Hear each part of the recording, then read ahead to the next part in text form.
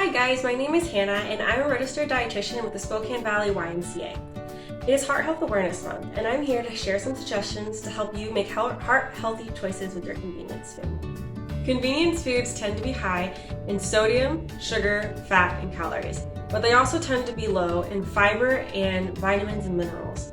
But just because some convenience foods tend to have these qualities does not mean you need to sacrifice convenience for your health. Let's take a look at the nutrition label and let me show you some ways that you can make healthier choices when shopping for convenience foods. Let's look at this nutrition label. The first thing you'll see at the very top is going to be servings per container and then what makes up a serving, so how much is in each serving. Now, this is important to look at if you're ever eating from something that contains multiple servings. That could be an Arizona iced tea, that could be Oreos or chips, or even like a package of macaroni and cheese from the freezer section. A lot of times those are in 2-person servings or 2.5 servings per container. So this is important to remember when you look at the rest of the nutrition label, that however much you eat, that's how much you're going to have to multiply the rest of the container or the rest of the information by. So the next thing you're going to look at is calories. Now, like I said, if you have 2 or 3 or 4 servings, you're going to want to multiply those calories by 2, 3, or 4, however much you think you eat. Also, a good way to do some portion control with this would be to take out that serving size, put it in a bowl, and then you know that you're not getting more than what the nutrition label says is a serving. So then you're able to just take the nutrition off the label and you're able to just keep it the exact same way it is without any crazy math. The next thing on the list, or the next thing on that label, is going to be your fat. Now under here, sometimes they can have multiple types of fat under there. There can be monounsaturated, polyunsaturated, or just saturated fat. Now, the total amount of fat that you're wanting to get per day is going to be 20 to 35% of your needs. Now, specifically, if you're looking at saturated fat, I know the American Heart Association recommends not getting more than 5 to 6% of your calorie needs through saturated fat. So the rest of it you're going to look at and you're going to try to get the polyunsaturated or the monounsaturated. And that's going to be in things like avocados, fish, nuts, etc. So when looking at that, you're going to look in to see what kind of fats you have the most of there and then what percentage of the daily value that's going to be. And by the way, while we're talking about daily values, all the values on a nutrition label are based off of a 2,000 calorie diet. Not everyone's going to need that 2,000 calorie diet. Some people are going to need more, some people are going to need less. So just think about that and try to adjust as needed if necessary. The next thing you're going to find is the sodium content. So, sodium content is going to be important, especially with a heart-healthy diet, because first of all, there are some benefits to sodium and then there are some downfalls to sodium. Typically, the average American gets more than 2,300 milligrams of sodium per day, which is quite a bit. It's a lot. The American Heart Association recommends that 2,300 is the max that we should go at. Now, sodium can be beneficial for a fluid balance in your system, keeping the water where it needs to be and keeping your blood pressure high enough. However, if you have too much salt, it can actually cause you to have high blood pressure. Because what happens is that salt pulls the water into the blood vessels. Then when you have a lot of water going through your blood vessels, your heart has to work harder to pump all that extra blood through. So it's important to try to have a normal range or less than 2,300 milligrams of sodium per day, just to keep up a healthy balance of sodium in your system.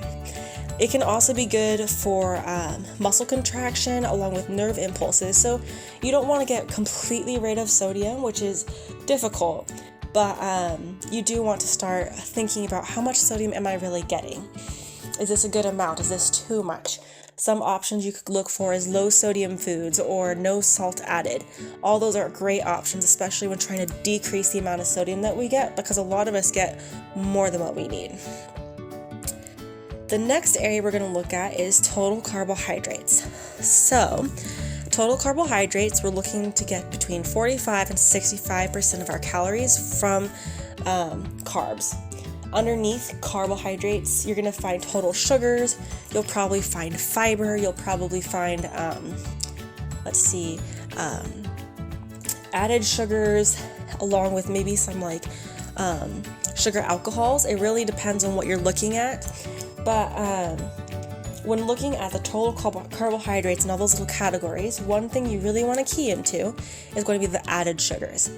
So with added sugars, we're looking at men should be getting no more than 9 teaspoons per day, and then women should be trying to get no more than 6 teaspoons per day. And this is just a recommendation by the American Heart Association, again, for just living a healthful diet, one that's looking out for your heart and your body.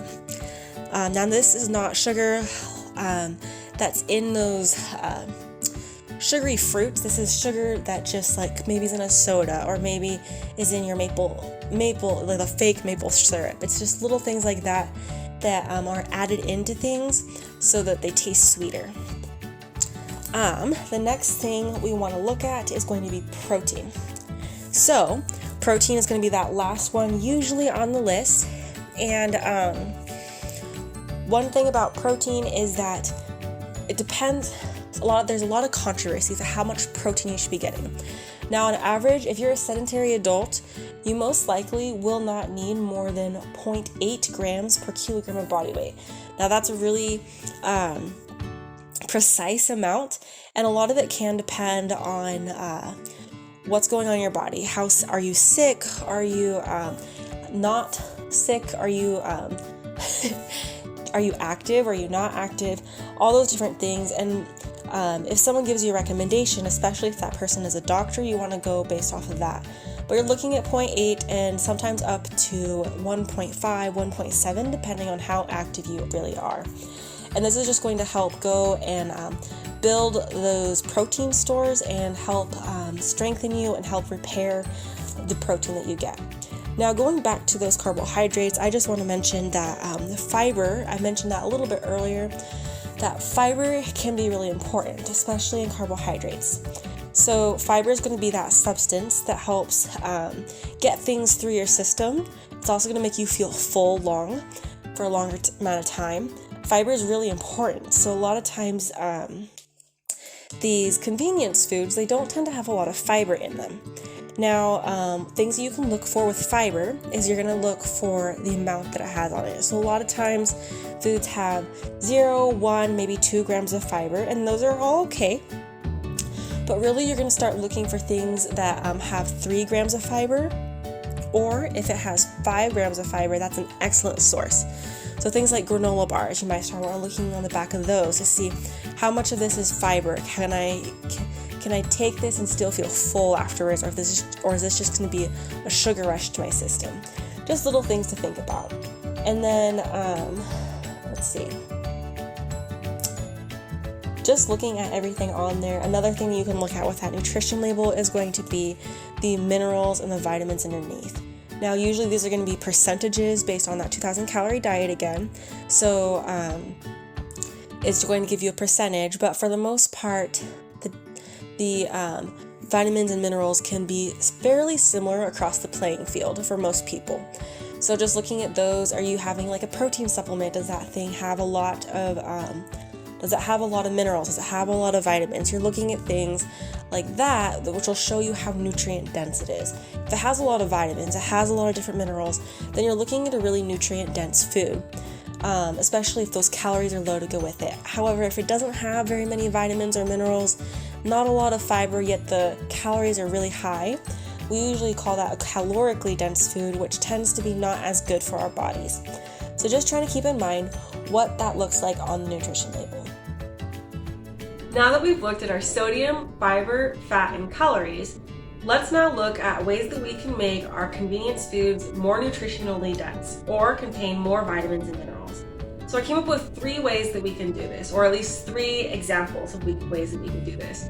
The first one is with oatmeal. So with oatmeal, sometimes we tend to think, oh, that sounds like a long process. But if you buy instant oats, those are still a whole grain. Then you can add fruit to them, so you're looking at berries, or you're looking at apples or bananas. You can also add yogurt to it, so a lot of times this tends to add a little bit of that sugar if you are wanting something a little sweeter, or you can choose plain Greek yogurt, which is a great option if you're trying to cut back on that sugar. You can also use honey if you're trying to go somewhere in between. So if you're wanting something a little less sweet but still sweet enough that you can eat it for breakfast, and that's a great option as well. Also, adding nuts like almonds or walnuts is a great way to add in a little extra omega-3 fatty acids and some other healthy benefits from those nuts. And also spices. Spices and herbs can really go a long way when you're trying to make something taste better, especially something that starts off so bland as oats. So things like cocoa powder can really help turn like your oatmeal into like a banana chocolate oatmeal. Or looking at like apples, if you're to add apples, you can add cinnamon and nutmeg and turn it almost into an apple pie type deal. So really, you can go a lot of different directions with something that starts off as a quick minute oat just by adding a simple couple of extra ingredients. The other thing that I came up with is ramen. So ramen gets a really bad rap because it is very high in sodium and there's not a lot to it. However, there's a lot of ways that you can turn it into something that is a lot healthier for you. So the first way you can do this is by switching out the little seasoning packet. So that's where a lot of the sodium comes from. If you're to switch out that seasoning packet for a vegetable broth or even a bone broth, that tends to be a lot less sodium and it still makes the ramen taste delicious. Other things you can do are add different vegetables. So you can add baby carrots. Just kidding, don't add baby carrots. You can add baby corn. You can add cabbage or bok choy. You can add bean sprouts. You can add water chestnuts. Really, it is endless. If you really did want to add those carrots, I'm sure they would still be a good option if you're going for more of a chicken noodle soup.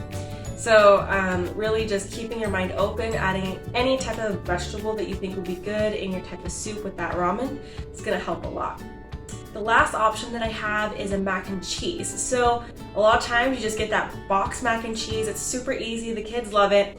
But what is a way that we can make it kind of go further and still taste delicious along with adding some of those extra nutrients like vitamins and minerals?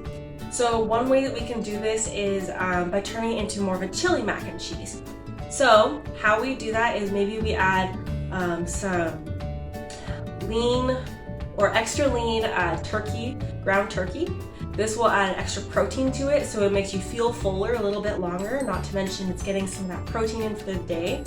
Also, you can add low sodium beans, like pinto beans or black beans, whatever your preference is, it's perfectly fine. As long as it's like a low sodium option, you're really not gonna miss out on that salt just because you're getting so much of it from the cheese already. The other thing you can add is a low sodium version of diced tomatoes, and this is where you're really gonna get a lot of that tomatoey flavor to make it into more of that chili version of mac and cheese. So this is an option if it's a quick weeknight dinner. This is something that's quick and easy and hopefully something that the kids will still like, and they're getting a little bit of vegetables and protein with it as well. Sometimes you can't avoid heading to a fast food restaurant. It could be that you forgot to make dinner last night, or so you don't have leftovers today, or maybe a friend's inviting you to go and you just can't say no because that would be rude. Anyway, you can always make a healthy choice at a fast food restaurant. For the purpose of showing examples of this, we went to Jack in the Box and we chose something that we usually get, which was a bacon ultimate cheeseburger with fries, versus something that would be a healthy choice, which is our chicken fajita pita with an egg roll. So I just want to give that comparison. Starting off with fat, with a 2,000 calorie diet, you're looking for about 5 to 6% of that being saturated fat. That looks like about 13 grams of saturated fat, which I've shown in this cup. When you go with the normal choice, or the typical choice, which is the bacon ultimate cheeseburger, we actually have 27 grams of fat, which is quite a bit more. On the other hand, if we were to choose the chicken fajita pita option, a long way to say it, there's only 6 grams of fat.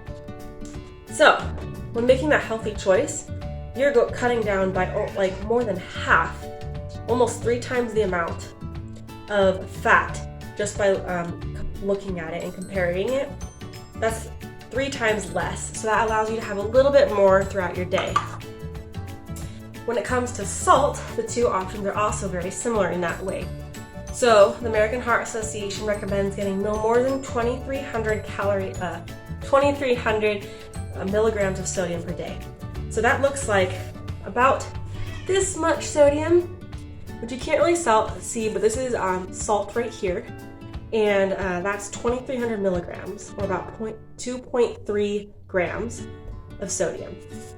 So when looking at the Bacon Ultimate Cheeseburger meal, we're looking at 2.4 milligrams, or 2,400 milligrams of sodium per day. So it looks pretty similar because we can't get a super accurate reading with our scale, but this is a little bit more, and this is probably a little bit more than what you want, because this is just one meal, and you have 2 other meals that you have to account for. On the other hand, the chicken fajita pita meal has 990 milligrams of sodium in it, which still gives you a little bit of room for maybe a breakfast, but still quite a bit. But in comparison, you're choosing that healthier option. You're getting less sodium throughout the day. And that looks like this right here. So it's a little bit less, and quite a bit less in comparison to the Bacon Ultimate Cheeseburger. Now, I wanted to compare the drinks. So, on the healthier option, we chose to get a unsweetened iced tea. This could also be a sugar-free raspberry iced tea, or any type of sugar-free option if you're wanting to go that way to get a little bit of sweetness. And we compared it with a Coke. So, men and women need different amounts of added sugar per day. The American Heart Association recommends no more than 25 grams or 6 teaspoons of added sugar per day. Now, this isn't the sugar from apples or oranges or grapes or any other sugary fruit. This is pure sugar, added sugar. So that is what I have right here. This is 25 grams or 6 teaspoons of added sugar. Now, men need a little bit more. They can have a little bit more because they have a little bit bigger bodies. They need a little bit more calories. And so we're looking at 36 grams, or about 9 teaspoons of sugar per day. Same thing. So in comparison, it's not a whole lot more, but it is still a little bit different depending on your gender. When we looked at the Coke, which was the only one with sugar, because we chose that sugar-free option, that unsweetened iced tea, or the sugar-free sweetened teas, the Coke itself had 37 grams. So this is about 10 teaspoons of sugar, which is over the amount that men need by a teaspoon, and over the amount that women need by like 4 teaspoons. So in comparison, this is a lot of sugar, and this is just one drink that you're getting throughout the day. If you're having anything like an iced coffee, or another beverage like Gatorade or Powerade, or anything else that's sweet throughout the day, that's just going to add to that sugar. So just trying to think about that. We're trying to keep our bodies healthy, especially our hearts this month. These are just great ways to keep in mind how we can do that with just little things by making that healthy choice. So you can always make convenience food at your own home. So this looks like meal prepping out a meal or a snack so that you have an easy go-to thing that you can eat straight throughout the day. This could look like cutting up some carrots or some apples, or just having a bunch of berries set aside so that you can have them later throughout the day. This could also look like meal prepping an actual meal, or saving some food from leftovers for the next day's lunch. So this could be chicken and rice. So you make up a bunch of chicken, then you make up a bunch of rice, and you make a big sheet pan full of roasted vegetables. This is a great way to have a dinner prepared for later in the week. Also, if you have leftovers, you can always save that for the next day. I want to show you one thing that I do prep in the beginning of the week that I can eat throughout the week for my lunches that is really tasty and I really enjoy. Let me show.